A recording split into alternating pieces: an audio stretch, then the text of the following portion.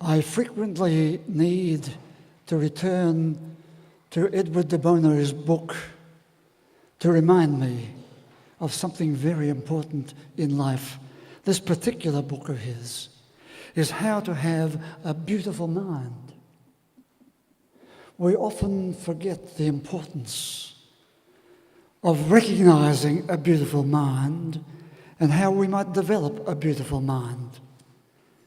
Today I'm talking about the oceanic mind, opening us up to a broader awareness of the astonishing gift that we've been given of a beautiful mind, of a mind at all that can be developed. So when Jesus of Nazareth knelt at the bedside of that little girl and said, "Little maiden, stand up," he was opening those people at that moment to a wider conception of what life could be, of how their minds could be open to the healing spirit of the world, how their minds could be open to the compassion of the world. And so the oceanic personality, the oceanic mind, is one of those minds that can expand outwards and forwards and behind us. We all are here today, come from our particular place, to be here, to be part of this bigger place. We started our life with three gifts. First, there was the gift of birth. We survived the hazards of birth, and we are here. The second gift is the gift of growth, and with it the many influences in our environments, our different environments, that fashion the patterns and directions of our growth. And the third gift was the gift of choice. Along with the extravagance of the possibilities of life, we have a choice. We were given a choice to grow or not to grow, a choice to expand or to contract, a choice to be fully alive or to be less alive than we could have been. Some of us are here and we can be larger than life, and some of us too early negate the vitality of the spirit that has been given to us, and that spirit has not evolved into all it could be. Consider, would you, for a moment, the Nautilus shell pulled up from the ocean floor. It once had a living organism within that shell, in that spiral shape. As it grew, it added a new chamber, another chamber, a larger chamber to the shell. And as that larger chamber was added, the one behind it was closed off. And that could be a message to us. Its many chambers aligned with a rainbow-coloured substance called mother of pearl. But despite its colourful form and its very clever spiralling shape and growth, closing off the old chamber as a new one develops, despite all that, the shell that you might hold in your hand is empty, and its growth has ceased. Human beings can be like that. We were once given the start to develop, but we closed down. The possibilities of growth. George Vaillant, I mentioned his book earlier on today. In his study of older people, said the aim of the person should be to flourish for the next 60 years. Well, that would make some of us quite old. But at least keep it in mind as a possibility, lest we say, I'm too old and I'm closing down. Martin Seligman, the well-known positive psychologist, has called his book Flourish. And he described ways whereby the human being, after terrible traumas in life, could still grow and flourish. We look for ways to go on growing even though the various chambers of our life may have closed. We look for ways to flourish in this area or in that area of life, even though the idea of flourishing may have lost its appeal. I have reason recently to turn over once again the biography that was written by Dr. John Bowlby, a biography on Charles Darwin. Charles Darwin was a man of astonishing scientific curiosity as he studied the origin and the varieties of species, as he pursued the questions of evolution and survival of all the species, including our own. Through the years, his work has been subjected to many criticisms. He himself had many physical ailments to deal with. He had a curiously anxious relationship with his parents. According to Dr. John Bowlby's biography on Darwin, he said Darwin fretted constantly about money. And so long as his father was alive, he would anticipate the growls and grumbles about his extravagances from his parents. But when he looked at all the discoveries that he'd made in the world of animals and birds and insects and the evolutionary drama of life, he wrote, there is grandeur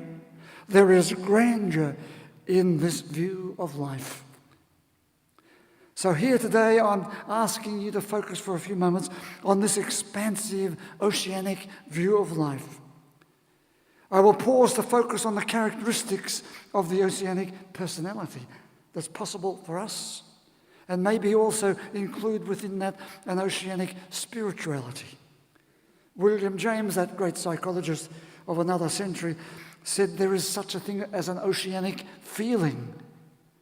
And I'd be very surprised if most of you have not experienced that. I hope that you have experienced it. So at that point, we're not talking about wandering along the floor of the oceans to find out the meaning of oceanic, but we're talking about something that we can do to explore our own life. In previous addresses, I have spoken about the 5-factor personality theory, 5 factors of personality put forward by 2 American psychologists some decade or so ago. 5 factors. I somewhat cheekily add 2 more. And here they are. Do you remember? They spell out openness is the first one. The open person. It's better to be open than closed. The committed person, committed. The person who is extroverted or expansive. The affable person, is better to be affable than its opposite. The nurturing person, nurturing, even noble person, get that N. So there we have O-C-E-A-N. Add 2 more. I had inspiration. I had inspiration and collaboration in good causes, contribution to good causes. And then we have oceanic, I-C added to the end. Take the first letter of all those words, and there you have it. 7 factors of personality, which we all can take hold of and remember. So the oceanic personality, it is the sense of being connected with something that we call the good, the tender, and the beautiful. It is to be one of those people that William James described as having vast fields of mental vision. Being able to see a long way ahead and around us. It lifts us, this oceanic personality lifts us out of discord and disillusionment and discontent to find a high level of harmony in yourself and a high level of harmony with the universe. It is knowing the expansiveness possible in yourself, finding your place in that larger world and contributing to it affably and positively. Daniel Goleman said in his focus book, positive emotions widen. Get in touch with those positive emotions, and that they widen our span of attention. But the negative emotions close us down. The Oceanic personality. It is known to us all in our imagination, in our fantasy life, in shared ideas, and in common pursuits. It is known to us in the various ways of being human, as we believe in the possibilities of being human, or in the belief in a better world. All of that. It is known to us as we recover strength after illness, as we resilient rise again through our griefs, as we realize that we are participants in that bigger world of ongoing self-discovery and the persisting and challenging enlargement of the world of others. All that, the Oceanic personality. It is to be part of what we might call noble, a word that goes with being gracious, generous, dignified, being large enough to forgive, to be patient, to be generous in victory as also in defeat. But we can lose it. We can be like the nautilus shell. We can lose it all and be just a shell. We can succumb to the bickering over little things. Just as the garden loses its ambiance when someone pulls a shrub out, so our personality can be diminished when we lose something that was once so important to us through perhaps our losses or our bereavements. One man who sees me expressed his concern about his father, his aging father. He said his father is shriveling up physically. He's also shrinking in his participation in the world. And he's shrinking from what he was as a full, flourishing human being. We lose that oceanic feeling and the oceanic personality when we lose that energy that keeps us engaged, keeps us enthusiastic, keeps us connected. Next week, as you heard, I'm proposing to speak about the place of hope in our lives, the value of hope. Because without hope, we cope. Yes, we cope, but cope less. We need hope to expand our possibilities, expand our living in that world that is ours. We lose the oceanic feeling when we lose the awareness of that open, hopeful engagement with other people. Martin Buber, the Jewish philosopher way back, spoke of the depth of dialogue, part of the oceanic feeling.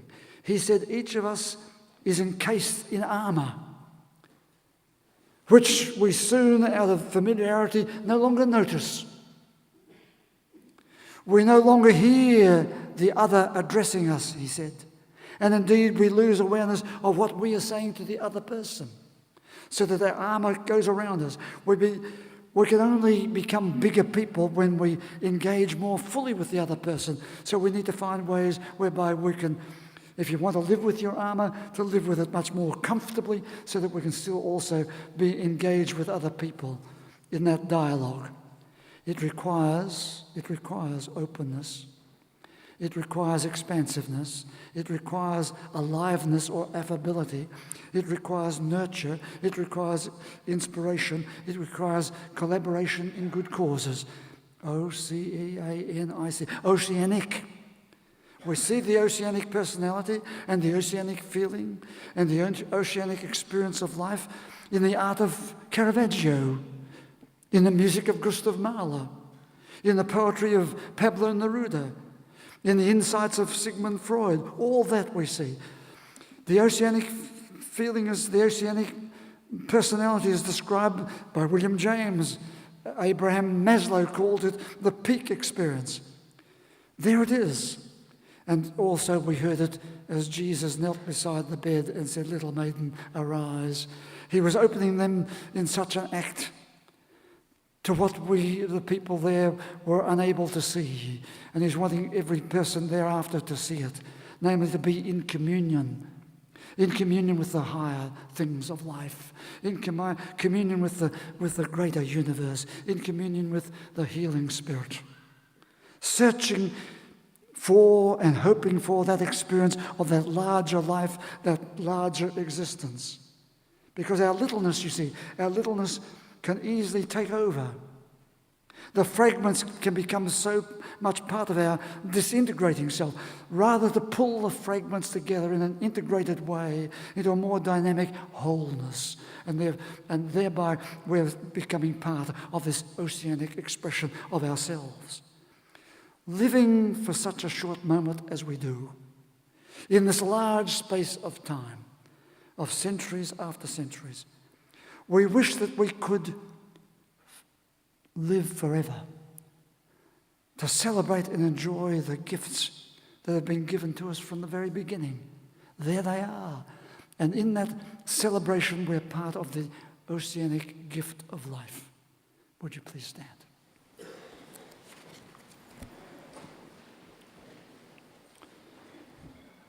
Would you say with me, Our Father,